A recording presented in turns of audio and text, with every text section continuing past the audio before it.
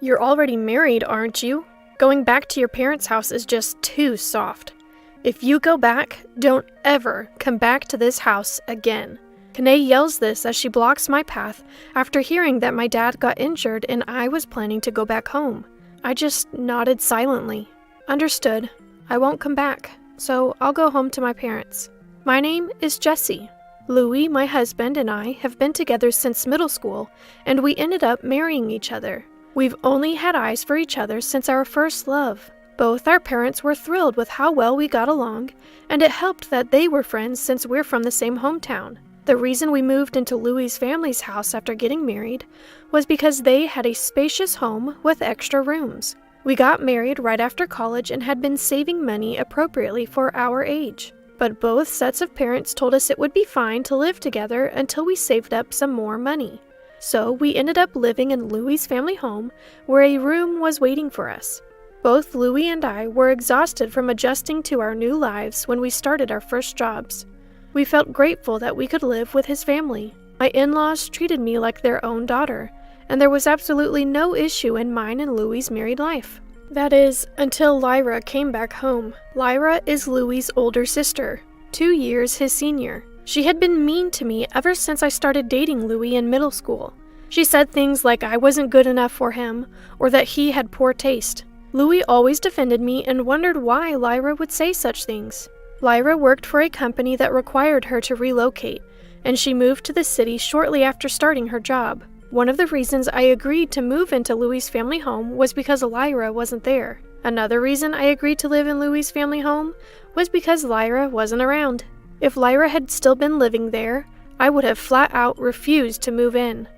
However, as fate would have it, Lyra was reassigned to our hometown. When I shared my concerns with Louis, he said, "Lyra is an adult now. She won't say anything weird." True, the times Lyra bullied me were back in high school. After she went to college, she rarely came home, and we stopped running into each other even when I visited the family home. At our wedding, although she didn't speak to me, I remember seeing Lyra crying.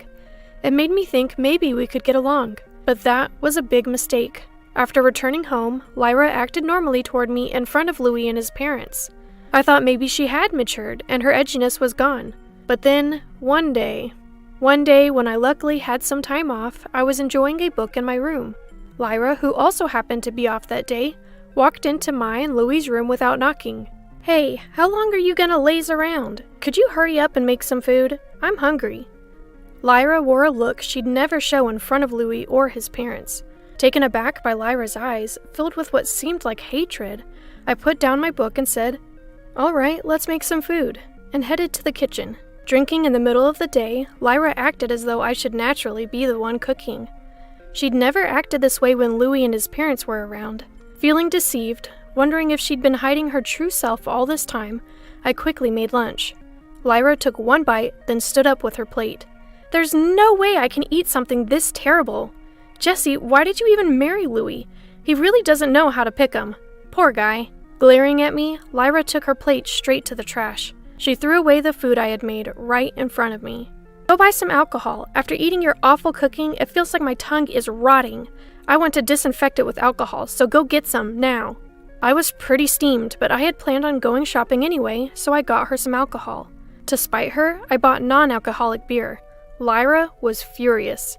I retorted, "Don't treat me like a minion," which escalated into an argument. Still mad, Lyra retreated to her room.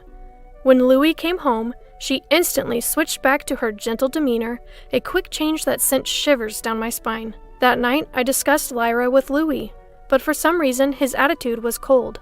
Lately, every time he looks at me, his expression is complicated. We used to always share the double bed, but now he's sometimes sleeping on the living room couch.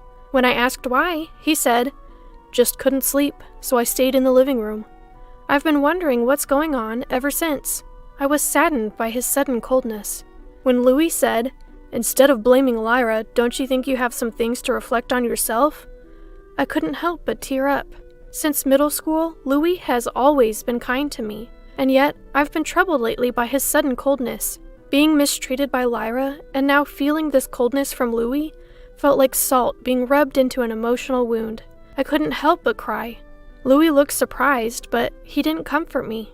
Seeming perplexed, he paced around for a bit before sitting down next to me, who was sitting on the bed with a determined look on his face. There's something I've been meaning to ask, but haven't.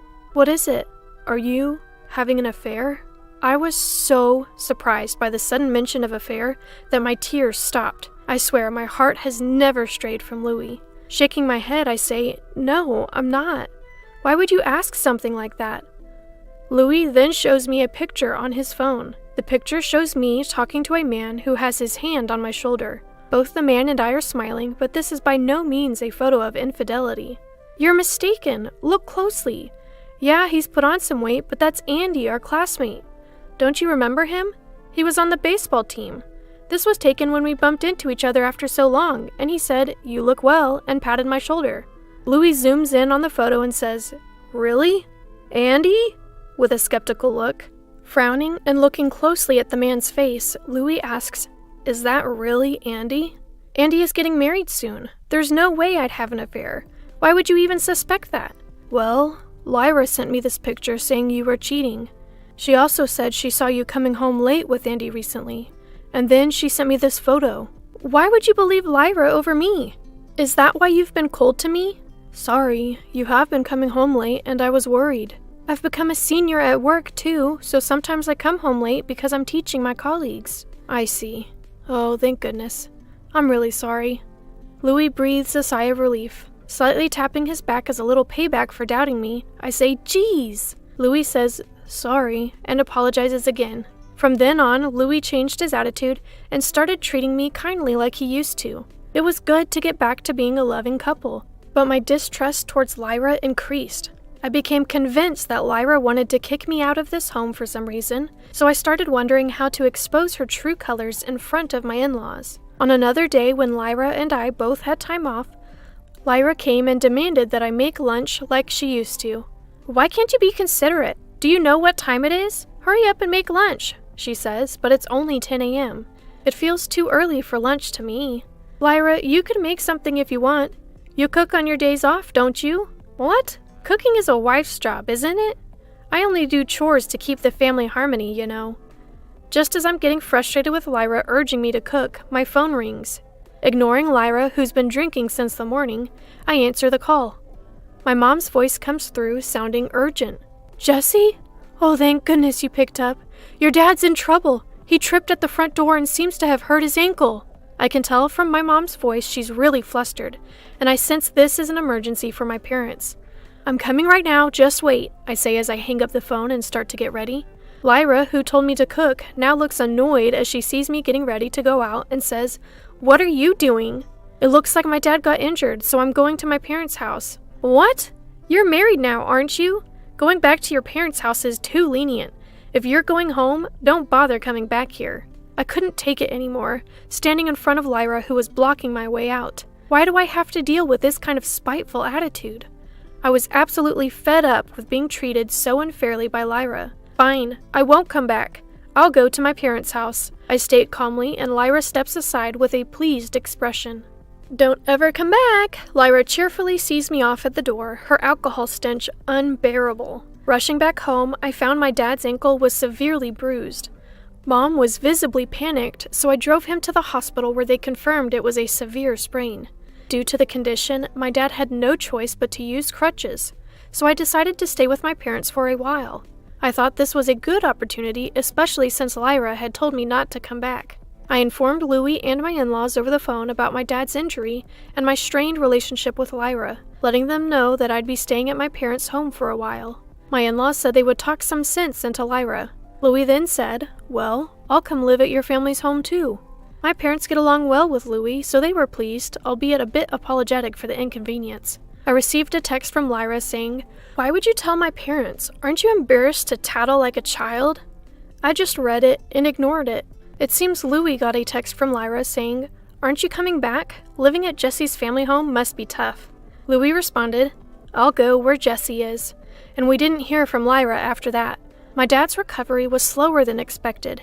He spent about 3 months on crutches and in a wheelchair. My dad seemed both grateful and happy for Louis's various help around the house. Just when I was feeling grateful for being married to Louis, Lyra sent a shocking message my way. I'm bringing my boyfriend over. Since you're technically my sister-in-law, you have permission to come home for just one day. Be polite and greet him properly. Don't say anything unnecessary. I felt repulsed by the selfishness of her text, but the message Lyra sent to Louis was even more off-putting. Her message said, "My boyfriend is coming to greet the family, so come home, Louis.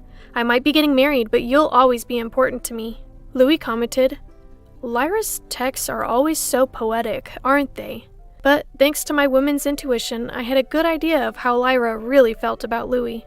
To protect Louis and our marriage, I decided to turn this meeting into a stage for my revenge, regardless of how Lyra's boyfriend might feel. After being allowed to return to my in-laws' house after a long time, I received multiple apologies from them. They told me Lyra was going to pick up her boyfriend and that they'd make sure she apologized to me afterwards. "Oh, it's fine as long as Lyra stops being malicious. That's all I really want," I replied with a genuine smile. Plus, I'm sure that after my revenge, Lyra won't dare to be nasty to me anymore. The man Lyra brought with her seemed serious enough, but what shocked Louis and my in-laws the most was how much he looked like Louis. From the aura to the facial features, they were identical, leaving my in-laws exchanging surprised glances. It was clear that Lyra's boyfriend also noticed the resemblance. As he stood there in surprise, Lyra cheerfully said, come on in, come on in." Louis whispered to me, "Isn't that guy way too similar to me?" "I told you so, didn't I?" was my reply. I had let Louis know beforehand that I was planning some revenge. Louis had told me I didn't have to go that far, but when I explained my reasons, he seemed torn between believing me or not. However, after seeing the guy's face, Louis seemed to finally understand why I felt the need for revenge. Though the awkward expression on Louis' face showed his mixed feelings, my resolve to make Lyra learn her lesson the hard way was reaffirmed. "My name is Jackson. I'm considering marriage with Lyra. Nice to meet you all." My in-laws welcomed Jackson's polite introduction with smiles. Lyra seemed really happy and started downing drinks like there's no tomorrow. Jackson, who had seemed a little tense, started to relax more, thanks to my in-laws' warm demeanor. As we all were engaged in light conversation, a tipsy Lyra rested her head on Louis' shoulder, not Jackson's. This is fun. Louis, you must be feeling lonely, huh, knowing that I'm getting married?" "No, not at all. You know, Jackson here looks just like Louis. That's why I thought about getting married." The resemblance between Jackson's face and Louis' had been the elephant in the room, something nobody had mentioned until now. But Lyra, probably due to being intoxicated, not only brought it up, but also revealed that it was her reason for considering marriage. The atmosphere changes immediately as Lyra's words turn my in-laws' faces pale. Lyra, realizing she may have said too much, tries to laugh it off. "Just kidding!" But I didn't let this opportunity slip away. "Lyra, you can't be serious."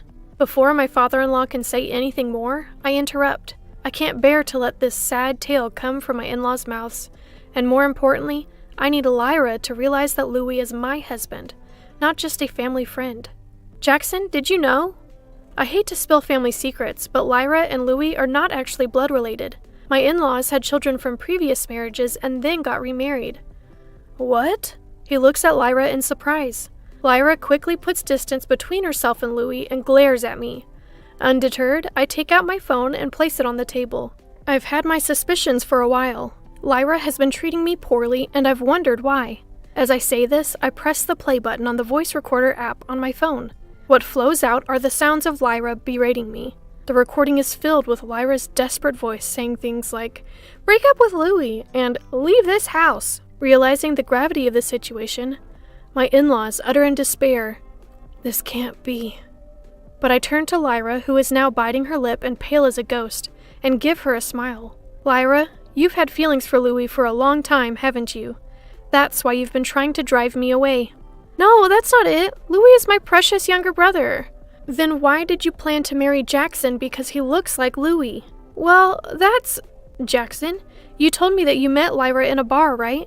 What was that encounter like?" Caught off guard by the sudden question, Jackson replies with a trembling voice, "We met while I was drinking at a bar. She told me she liked my face. That's how it all started." My mother-in-law lets out a sorrowful, "Oh," and starts to cry, while my father-in-law looks at Lyra with a serious expression. Lyra's biological father, my father-in-law, finally broke his silence. "Lyra, Did you have feelings for Louis? The heartfelt greeting I had prepared for Lyra's future husband was because I'd realized she had her sights set on Louis. Although Lyra herself never admitted it, her behavior over time made it increasingly obvious that she saw Louis not just as a brother, but as a man. While I had hoped it wasn't true, I grew more and more certain that the relationship was more than sibling affection. Suddenly, Lyra bursts into tears and buries her face in the table. I couldn't help it. I've loved him ever since our parents got married when I was in elementary school, and I met Louis. There are stories like this in girls' comics, you know, where the parents remarry and their children start dating. I had always dreamed that would happen with Louis and me, and then you came along and stole him. Jackson, listening to Lyra's tearful outburst, starts to complain of a headache and says he's leaving. Lyra clung to Jackson, but her father intervened, saying he'd go apologize to Jackson later. Lyra was clearly distraught, crying uncontrollably, but neither Louis nor I could do anything to console her. Lyra, I've always seen you as a real sister, but that's all it's ever been. With those words, Louis addressed Lyra, who was sobbing uncontrollably. For a moment, her cries quieted down, but then she burst into loud, childlike sobs again. I felt some pity, but it didn't change the fact that Lyra had been mean to me. Relieved that I had gotten my revenge, and that Lyra would no longer be pursuing Louis, we left for my parents' home.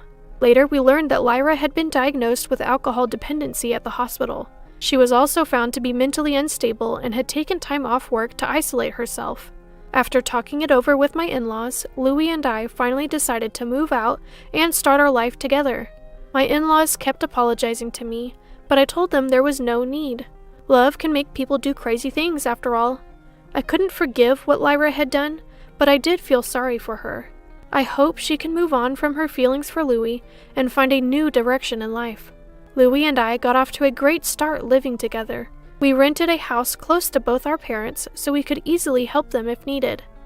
Starting this new chapter brought back the excitement we felt as newlyweds. Louis and I plan to continue being a loving couple and live happily ever after.